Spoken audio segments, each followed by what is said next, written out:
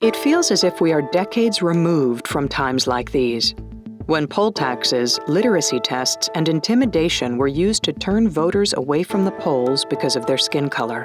Yet the reality remains that decades after the Voting Rights Act of 1965 sought to assure that all eligible Americans had access to the polls, many citizens continue to face real obstacles in exercising the civil and human right to vote. All over the country, voters encounter barriers on Election Day. Some districts lack the funding or oversight to run a seamless and efficient process. Voters may have been mistakenly purged from the rolls, or polling places may be consolidated, resulting in longer trips to the polls and longer lines when voters get there. But anyone can face trouble trying to vote. For some reason, these scanners is breaking down. Okay, they're breaking down. It's probably been over an hour, I'd say.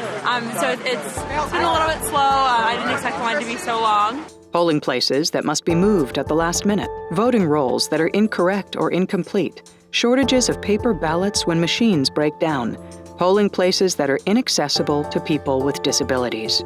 Running an election is really hard, and mistakes are going to happen. They always happen.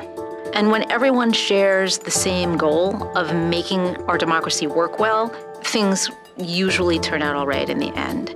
But in recent years, some states have passed laws that seem designed to make it harder for eligible citizens to register and vote.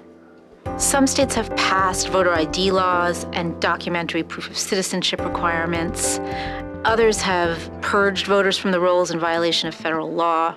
These kinds of measures fall hardest on low-income and minority voters. The same people who used to be barred from voting are now running obstacle courses to get to the polls. Sometimes deceptive practices take the form of flyers giving false information to voters about the time and place of elections. We've seen billboards that falsely warn people that if they have committed crimes, including traffic violations, they may be arrested if they try to vote. Election protection is a nonpartisan project of the Lawyers' Committee for Civil Rights under law. Its volunteers fielded tens of thousands of inquiries and complaints during the 2016 primary and general election voting cycle, and volunteer field representatives monitored polling places for compliance with the election laws. The Election Protection Program provides a very critical and important resource for the electorate, helping to make sure that people have all of the basic information and tools that they need to participate in our electoral process. Through the center, our attorneys work on a wide range of issues: housing, children's rights, education, immigration. But voting rights are central to the functioning of our democracy. We are so proud to continue our support of election protection in this effort. If people can't get to the polls, or they're discouraged from going to the polls, or they're told to go to the wrong polling place, you defeat the very purpose of having a democracy, and it undermines citizenship. Unfortunately, we've had a dark history, but even in our modern times, our enlightened times, there are still many efforts to prevent people from voting. And election protection is a number they can call to get the truth, and we get them to the polls. The call center has 20 stations with volunteers sitting at each station. And if they can answer the question directly, they do.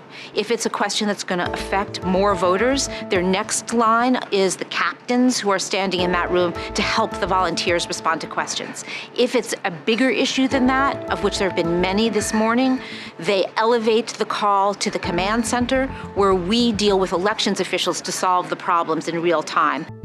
Working with the Lawyers' Committee, Lowenstein Sandler served as one of the National Voter Hotline Centers for Election Protection during the 2016 primaries and general election. But it's not the first time the firm has been involved. When Hurricane Sandy struck New Jersey and New York in 2012, just days before the presidential election, polling places were destroyed, communications were disrupted, and communities were coping with an unparalleled disaster. I'm in the marina business. We have a home in Manahawkin that's been destroyed, but I also thought it was very important. Today's election day, and I wanted to vote under any set of circumstances. This is something that everyone fought for, especially for women to be able to vote, and I want my daughter to see that it's important. Amid all this, people still wanted and needed to vote. The firm's toll-free election protection hotline fielded calls from voters needing guidance on where and how to vote amid the destruction. Running the hotline in the aftermath of the hurricane was an extremely intense experience, and that really committed the firm to continuing with the process of assisting voters because it was so obvious how important it was. Every time we participate in election protection, we're inspired by voters' determination to cast their ballots and be heard. We at the Lowenstein Center for the Public Interest and at the firm in general are proud to stand with these voters when they jump hurdles on the way to the polls.